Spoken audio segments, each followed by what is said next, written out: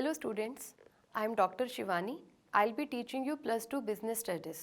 तो आज हम पढ़ेंगे Nature and Significance of Management.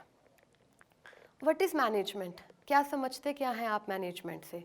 Management का सबसे salient characteristic is that management is prevalent everywhere. ऐसा नहीं है कि जो बड़ी कंपनीज हैं, big organisations, they only need management. अगर आप अपने डे टू डे लाइफ की बात करें, अगर आप अपने घर में देखें, the mothers are the best managers. If the mother is working, वो अपनी जॉब का भी ध्यान रखते हैं, फैमिली का भी, बच्चों का, बड़ों का, relatives, functions, everything, they manage everything. इसीलिए mothers are said to be the best managers. अगर कोई छोटी चाय की दुकान है या कोई बड़ा रेस्टोरेंट है, मैनेजमेंट इज़ रिक्वायर्ड एवरीवेयर. अगर हम बात करते हैं प्रॉपर डेफिनेशन की, तो management it is the process of designing and maintaining an environment in which individuals working together in groups efficiently accomplish selected aims. This definition is given by Kuntz and Wierig. Now, बड़ा definition, big definition, nothing to worry, हम इसको छोटे छोटे टुकड़ों में समझेंगे. अगर आप देखें, इसमें कुछ terms हैं: डिज़ाइनिंग, मेंटेनिंग, इन्वायरमेंट. इन्वायरमेंट का मतलब वातावरण, एटमॉस्फेयर. एक ऐसा एटमॉस्फेयर बनाना और उसको मेंटेन करके रखना. सिर्फ हमने एटमॉस्फेयर क्रिएट नहीं करना, हमने एटमॉस्फेयर को मेंटेन करके रखना है ताकि individuals who are working in groups in every organization, people are suppose to work together in groups. कोई भी अकेला काम नहीं करता, सब टीम में, ग्रुप एक्टिविटी करते हैं. To efficiently accomplish aims. Every company, every organization has aims, and individuals, by working together in groups, they have to accomplish selected aims. So this is the proper definition of management. Next is effectiveness versus efficiency. अगर आपको ध्यान हो, definition में एक term था efficiently.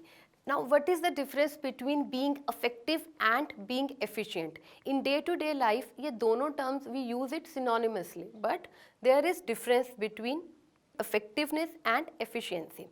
I'll tell you one example. For example, कोई कपड़ा बनाने की फैक्ट्री है, रेडीमेड गारमेंट्स बनाते हैं, उनका महीने की प्रोडक्शन कैपेसिटी है 3000 शर्ट्स बनाने की, and they got an order to make 5000 shirts in a month. 3000 की जगह अब उन्होंने एक महीने में 5000 शर्ट्स बनानी है.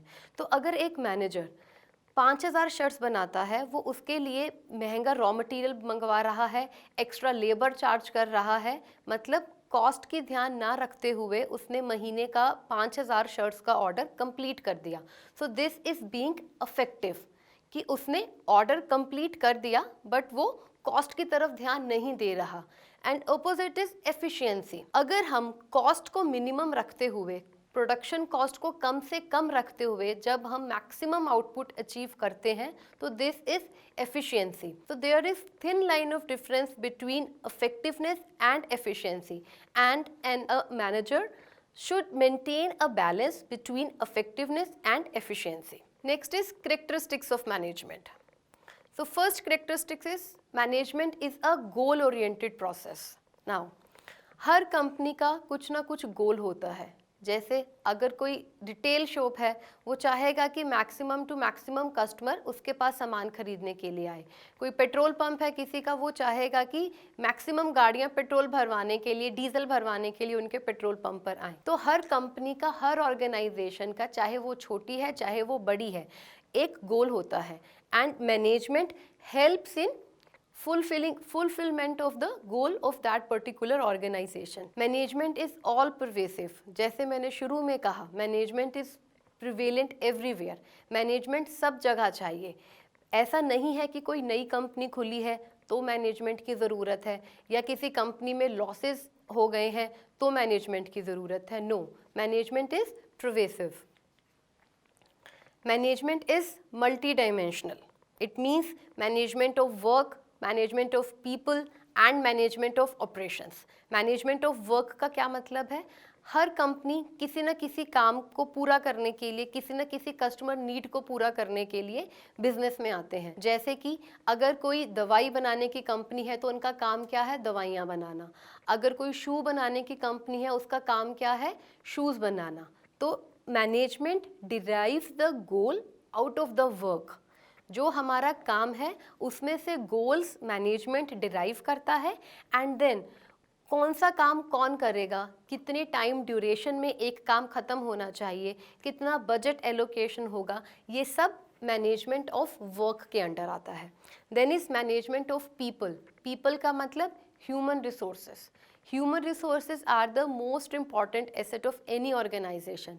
किसी कंपनी के पास लेटेस्ट टेक्नोलॉजी है, सबसे बढ़िया इंफ्रास्ट्रक्चर है, बट अगर उसका जो मैन पावर है, जो ह्यूमन रिसोर्सेज हैं, जो उसके पीपल हैं, उसके लोग हैं, अगर वो एफिशिएंट नहीं है, दे आर नॉट मोटिवेटेड, तो वो कभी भी अपना 100% आउटपुट नहीं दे पाएंगे, और जितना अच्छे से अच्छा इंफ्रास्ट्रक्चर है या टेक्नोलॉजी है वो सब यूजलेस है। तो सबसे ज़रूरी है कि जो हमारे ह्यूमन रिसोर्सेज हैं, हमारे अपने पीपल हैं, हमारे एम्प्लॉयज़ हैं, they should be managed well so that they give 100% in the contribution of organizational goals. Then is management of operations. अब अगेन मैनेजमेंट ऑफ वर्क में क्या था, हमारा काम मतलब इनपुट से लेकर आउटपुट तक कन्वर्ट करना। अब वो कैसे होगा, वो हमारा आता है ऑपरेशंस में। मतलब कि प्रोडक्शन प्रोसेस, जैसे कोई शर्ट्स बनाती है कंपनी, तो रॉ मटेरियल क्या होगा, फैब्रिक। देन मशीन्स के थ्रू वो शर्ट की सिलाई होगी और वो मार्केट में आ जाएगी। तो means conversion of fabric into a readymade shirt is the production process of a readymade garment company. So this comes under the management of operations. This is the duty of management to see कि production process में कोई भी lapse ना हो। किसी भी वजह से cost of production बढ़ना नहीं चाहिए, क्योंकि अगर आपका cost of production बढ़ेगा तो आपका profit margin उतना ही कम हो जाएगा। तो management is multi-dimensional means management of work, सारे काम को देखना, सबको काम एलोकेट करना। देन मैनेजमेंट ऑफ पीपल मतलब कि अपने एम्प्लॉयज़ को मैनेज करना, and then management of operations का मतलब अपने प्रोडक्शन प्रोसेस को मैनेज करना। Next is management is a continuous process. Management is not an activity which stops after some time, but it continues, whether you are in the beginning of setting up of an organization or now you are settled up after so many years, but management is required, it never stops. Management is a group activity. Again, if you remember the definition, वहाँ पर था individuals working together in groups. Management में सबको मिलकर काम करना होता है, इंडिविजुअल्स को मिलकर काम करना होता है, और वो मिलकर ही ऑर्गेनाइजेशन के गोल्स पूरा करते हैं। इसीलिए management is a group activity. Then management is a dynamic function. Now dynamic का क्या मतलब है, डायनामिक का मतलब है विच चेंजेस। डायनामिक का मतलब है to adapt yourself to the changing environment. As it has been said that nothing is permanent than change, the only thing that is permanent in the world is change. That is why management is a dynamic function. हमारी external environment में political environment है, social environment, legal environment, technological environment, and daily basis पर कुछ ना कुछ change होते रहते हैं। तो अगर हम अपने आप को change नहीं करेंगे, it means we are stagnating, और हमारी जो प्रोग्रेस है, जो हमारी तरक्की है, वो वहीं की वहीं रुक जाएगी। तो मैनेजमेंट डायनामिक फंक्शन का मतलब है कि हमें अपने आप को एक्सटर्नल इन्वायरमेंट के हिसाब से चेंज करते रहना चाहिए। देन इस management is an intangible force. Intangible का मतलब है जो हमें दिखाई नहीं देता, जिसको हम फील कर सकते हैं, महसूस कर सकते हैं, बट उसको हम देख नहीं सकते, दैट इज़ इनटेंजिबल। तो मैनेजमेंट, अगर आप किसी कंपनी में जाते हैं, मैनेजमेंट आपको दिखेगी नहीं, बट यू कैन फील अगर वहाँ पर सारा काम सिस्टमैटिकली चल रहा है, एम्प्लॉयज़ आर हैप्पी, जो प्रोडक्ट्स बन रहे हैं they are of good quality, it means कि मैनेजमेंट बहुत अच्छे से काम कर रही है। तो ना देखते हुए भी आप उसको फील कर सकेंगे। That is why management is set to be intangible. Next is objectives of management. Objectives of management का मतलब है we seek few objectives to be fulfilled by effective management. The first is organizational objectives. जिसमें आप पढ़ेंगे survival, profit and growth. Organizational objectives का मतलब है in general किसी भी कंपनी का, किसी भी ऑर्गेनाइजेशन का ऑब्जेक्टिव ये होता है कि वो अपने ह्यूमन रिसोर्सेज को और अपने मटेरियल रिसोर्सेज को 100% ऑप्टिमम यूटिलाइजेशन करे, अपने मैन पावर की भी और अपने मटेरियल रिसोर्सेज की भी। तो इसको हम 3 तरीके से पढ़ते हैं सर्वाइवल में, प्रॉफिट, ग्रोथ। सर्वाइवल का क्या मतलब है? सर्वाइवल का मतलब है कि जो हमारा कॉस्ट है कम से कम वो कॉस्ट रिकवर हो जाए। अगर हम we are not earning any profit but we are not going into any losses. जब भी कोई कंपनी शुरू होती है तो शुरू में ही हम प्रॉफिट एक्सपेक्ट नहीं करते। शुरू में ऑब्जेक्टिव रहता है टू सर्वाइव। टू सर्वाइव का मतलब कि जो हमारी फिक्स्ड कॉस्ट है और जो हमारी वेरिएबल कॉस्ट है हम अपना कॉस्ट रिकवर कर जाएं। प्रॉफिट की बात हम शुरू में नहीं करते हैं। Then comes your profit. With the passage of time, when you are settled, when you are established, then you start getting profit. You start getting money out of your investment. अपना cost, आपने जो fixed cost है, variable cost है, plus उसमें आप अपना profit margin add करते हैं और आप मुनाफा कमाते हैं। हर कंपनी, हर ऑर्गेनाइजेशन मुनाफे के लिए, प्रॉफिट के लिए काम करती है। तो that is the right of an organization. If the organization is giving you something, it needs profit. Then comes growth. Profit से ही आपका ग्रोथ पॉसिबल है। अगर आप प्रॉफिट इनकर नहीं कर रहे हैं, you can not grow. Grow का मतलब है बढ़ना, मे बी डाइवर्सिफिकेशन करना या may be same he field में बढ़ना। फॉर एग्जाम्पल, अगर आपका पहले एक शॉप है, रिटेल आउटलेट है मार्केट में, तो आपने प्रॉफिट कमाया और आपने उस प्रॉफिट के थ्रू उस पैसे को लगाकर एक और अपनी शॉप खोल ली, तो that is growth, means you are growing. Next objective is social objectives. Social objective का मतलब है सोसाइटी के लिए कुछ करना। हम सोसाइटी के लिए क्या कर सकते हैं? What is our duty? Means जब भी हम किसी कंपनी में काम कर रहे हैं या हमारी अपनी कोई कंपनी है, we are taking something from society, be it man power हम सोसाइटी से ले रहे हैं, बी इट मटीरियल रिसोर्सेज हम सोसाइटी से ले रहे हैं। तो ये हमारी ड्यूटी बनती है कि if we are getting profit then we should pay back to society also. Example could be कि जैसे टाटा की अगर हम बात करें, टाटा ग्रुप की, तो Tata group they have open charitable hospitals for people, जहाँ पर गरीब लोग अपना अच्छे से अच्छा इलाज करवा सकते हैं।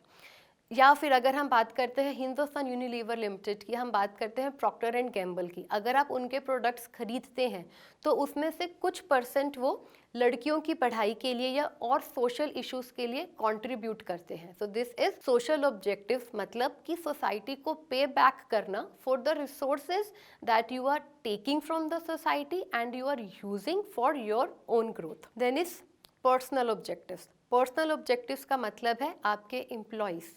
आपके एम्प्लॉयज़ अपना 100% देते हैं कंपनी की ग्रोथ के लिए, कंपनी की प्रॉफिट के लिए, कंपनी के सर्वाइवल के लिए। तो हम क्या कर रहे हैं अपने एम्प्लॉयज़ के लिए is the personal objective. Every employee joins a company with a different reason.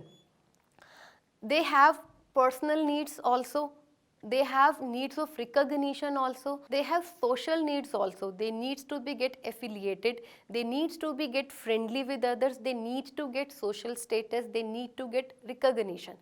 So that is, if we are helping our employees to achieve their personal objectives, then वो मैक्सिमम कंट्रीब्यूट करेंगे organization के objectives को achieve करने के लिए। इसको हम क्या कहते हैं? This is a win win approach. The employees are also happy and if employees are happy they are contributing in the betterment of organization, which is the winning approach for organization as well.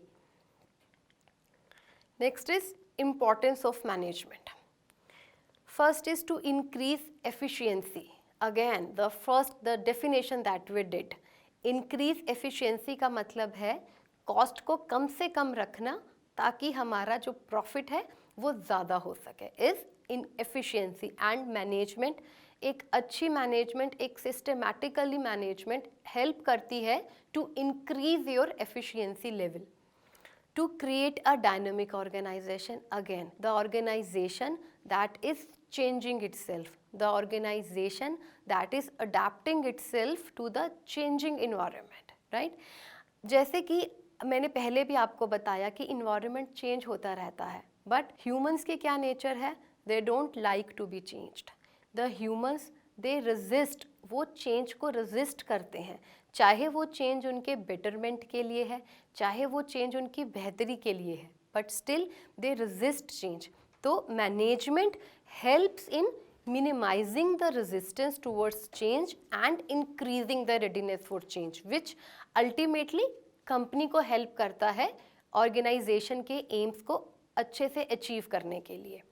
Then is to achieve personal objectives, again means कि आपने अपने employees के objectives को भी पूरा करना है ताकि हम ऑर्गेनाइजेशन और एम्प्लॉयज़ दोनों को साथ लेकर चल सकें। टू डेवलप सोसाइटी, सोसाइटी को पे बैक करना for all the resources that we are taking from the society. Now while summarize, जो हमने अब तक पढ़ा है एक definition के through वो summarize हो जाएगा। Management is the process of working with and through others to effectively achieve organizational objectives by efficiently using limited resources in the changing environment. Now, management is the process.